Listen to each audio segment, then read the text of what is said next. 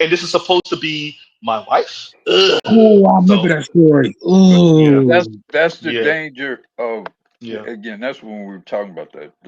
That's the danger, in my view.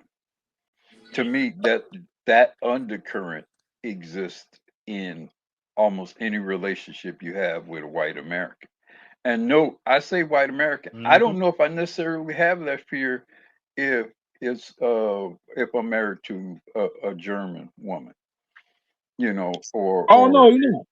Trust me. or Austrian woman. And now I'm not saying that there aren't issues with those women. I'm saying in America there is a particular kind of racism and a particular kind of entitlement that white people have with black people, that when things go bad, then that that entitlement, that demon can be activated, and it's a very vengeful demon. It's a specific kind of demon. It has a specific kind of history that is specific to America.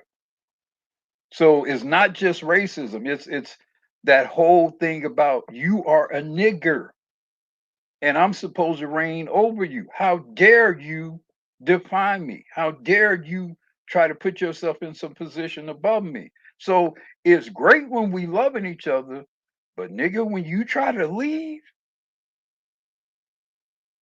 that demon gonna get activated.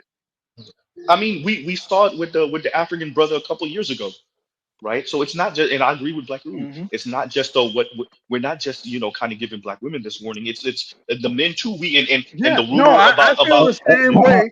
It's Jonathan different Majors, only aka. because the women actually, in a way, can be even more dangerous because the woman herself might kill you, or the society might kill you because you with the one.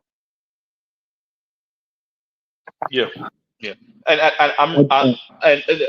one more example, and I don't know if it was ever confirmed, but the other example is Botham Jean in Homegirl, the homegirl that was supposed to be the cop, right? The rumor has it that they had a little thing, No, even no though she was way they supposedly were not. engaged. I will never believe they were not involved. I will never believe that. And they covered that whole thing up. Awesome Gene. The Nigerian guy who was murdered in his own apartment by Oh, some white woman who claimed she was confused by where she was. oh, that she was Haitian. She was Haitian actually. It was Haitians. He was Haitian. I thought he was Nigerian, but my No, bad. he was No. Haitian. Botham Jean, no. Botham Jean was some type of Caribbean. He wasn't Haitian descent. He wasn't I Haitian. thought I thought he Yeah, was yeah. yeah, I thought he was Caribbean because He was from one of the Caribbean islands. And Okay. he was up here. He had a really good job and everything like yeah. that. And rumor has it that yes, she was engaged, but they was doing their little thing, and that's why the neighbor said when she was knocking on the door, she was like, "Open the door," like and you don't say that to someone you don't know. If you're Yeah. drunk or you work, but the excuse was she worked too. She was tired and she had worked so much and was exhausted and she just happened to go to the wrong room on the wrong floor, the wrong apartment on the wrong floor. But that's not what you say, according to the neighbor. That's not what you say when you're exhausted and you went to the wrong room on the wrong floor, or the wrong apartment, better yet, on the wrong floor. No, no, no, no, no. That's Now what you say this is to the what I lover that think told you he happened. was done with you. Go ahead. This is what I think happened, and this is the cautionary tale for you BBC gunslingers out there. Um, I think he was hitting that bottom, and he caught the time when she got tired of it, or for whatever reason he didn't want to do it no more, and she felt insulted because she's a white woman in America, and they had an argument, and she killed him. And Yeah, I think so and too. see, to A me, white that's police the officer. danger of dealing with white women. That Yeah. the very reason why you might she might be attracted to you is the very reason why you could end up dead. Yep. Yeah. If I can jump Go ahead, in. Doc. Yeah, go ahead. Okay. Uh, yeah. I mean, I've talked frequently on my platform about um some of the pitfalls of uh you know Becky's. There's this a there's this Becky's always better than Keisha kind of narrative, and I'm not sure that that's actually true.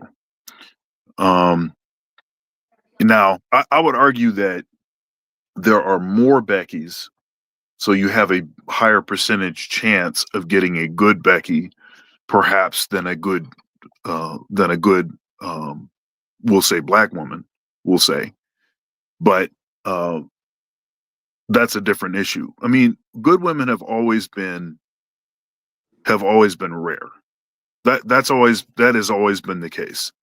If you go to Proverbs 31, there's language about a virtuous woman as being valuable like rubies, and of course, rubies are rare. That's what makes them expensive. So this has always been a challenge, and at least the Abrahamic religion spent a lot of time attempting to rein in and control dark feminine. So that's been a constant issue. Now you add the environment to that, and then you have what we have now, which is which is bad. Now, I think one thing that goes missing, in Mr. Z references this, and he just got done referencing this also, but is what's actually animating all of this, the reason for all of this. So you could say, for instance, all the laws change, and so now Keisha's acting right. That still doesn't actually fix the issue. That doesn't fix the issue, because those forces that have put things in play, that have created this dynamic, are still there. The Wizard of Oz is still behind the curtain. So you still have to address that animating force. And unfortunately, Keisha doesn't recognize that all of this supposedly lapping dusty ninjas in a single bound. All of this supposedly doing so much better than us in Black Girl Magic. Oh, all of that, that figment of their imagination is actually designed and has been weaponized against black men, because that's the real target. So all of this stuff that's going on, all of the goofy language about black men not going to college and everything else, and Keisha's taking, is spiking the ball and all of this stuff. Unfortunately, they don't recognize that if black men are the target, they're also the target, but they're just not as big a threat. So they're just being used to get at us. So that's a part of this conversation that it seems to me that we don't talk about that nearly enough. I think it is better for views, clicks and views and things, to make this a sort of a Keisha kind of bashing kind of session. But and don't get me wrong, because folks do need to take accountability for their part, and not recognizing what's actually happening. But really what's happening is they're being used to get at us. Now they're willing participants, don't get me wrong. But that's the real issue. I think I just to speak to that, I think they know. I think they know what the real deal is. I think you know, it don't take a woman a couple of phone calls to mention to the police, and then there's about 8 cop cars out front of her house, and they're beating the living blackness off her boyfriend because she said she got a paper cut. I think they know that the black men are the target, but the problem is that it goes against their narrative. goes against their narrative of being of intersexual feminism, of them being an oppressed class, because the only soapbox they have remaining to stand on the fact that they are the most oppressed. We are the worst. We are the most disenfranchised. So you have to give us America owes black people, of course, but they owe us a they owe us a bigger slice because we are the most oppressed. They have to stand and unfortunately die on that hill, because if they speak the truth, which is that it is it is the person with the gun in their face that the one society is afraid of, thus more oppressed, then that goes against their narrative. And then ultimately they get less benefits. So it's I do understand your point, but I think these women are at this point, I believe they're nefarious. I believe they know. I think not only do they Yeah, know from So, it's and so, just I'm so gonna they don't I'm care gonna either. They don't care differ. about. They don't care about you either. Yeah, I'm gonna differ somewhat with you. I don't totally disagree with your sentiment. I'm gonna differ somewhat because I think you're giving them a certain credit that I'm not willing to give them. I'm not giving them a credit in the sense No, of yeah, they're that intelligent. I'm giving them a credit because I'm giving the credit in this aspect, Dr. Thunder. You being oblivious of the law does not absolve you from the consequences of it. So you're benefiting from this. I'm going to make the assumption, even if it's just an assumption, that you know you're doing this. So yeah. I'm actually giving them no quarter, to be No, no, honest. no. The so the credit I'm talking about is um the credit you're giving them is you think they know better. So No, so no, what no, I'm no. saying is, well, just go with me.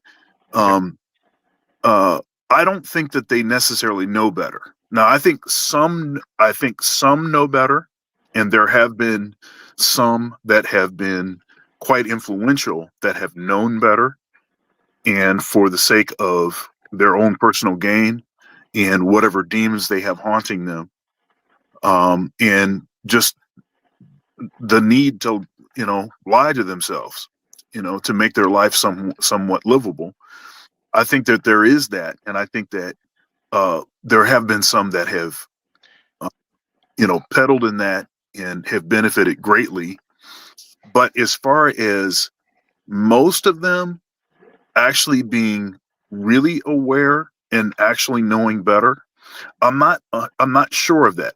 I think that people can have a pang of conscience and they can recognize something is wrong, but haven't done enough digging to understand the nuance associated with it. I will say this is my counterpoint, and then after that, I guess we can agree to disagree. Sure. To quote Dr. Martin Luther King, nothing is worse than willful ignorance and conscientious stupidity. I don't think they're willing to look. I don't think they care. I don't think it's a thing of that. Now, I don't think it's an ignorance I don't think it's an ignorance as one you give a child. I'll grant a child ignorance because they're children, but this is an ignorance as in I know something's wrong. I do. I know in my bones this ain't right. Why is my community like this? But I won't go on Google and chat and check chat GBT on why the black Yeah. community is wrapped up. I so so Well, so it's so kind of like so the argument. So the argument that you're presenting is kind of like, why are there still morbidly obese people, or like, yeah, people that are overweight, yeah, right? Like yeah. we know what you need to do to be somewhat fit, at least to extend your life, Hmm. rather than uh, rather than using your phone to watch, whatever twerking videos or whatever. I don't know what they're Yeah, watching, yeah, but yeah. rather than some feminist propaganda, you could be watching a video that was telling you, "Hey, here's, push back from the table. Here's some things that you should eat. Here, you should prioritize your fitness. X, Y, and Z." But understand that that person knows that there's something wrong with them going for donuts and not doing the necessary next steps, but they still don't know the complete story because they haven't turned that rock over. You don't. Well, I will. Let me push back again. Then I'll let me push back again. Then to me it's Occam's razor, and at this point. Okay. Do you know the inner workings like of a dietitian or physician? No, but you obviously know that. Hey, man, if I want to lose some weight, maybe I should not eat French fries. Now, does a woman understand, bell hooks, Pauli Murray, the Great Society, the white supremacist social structure? No, she doesn't. I'm not expecting her to do. But however, so I think she should know that she has a master's degree, but her son can't read, and how that might be problematic. So once again, I'm going to say it's a willful ignorance.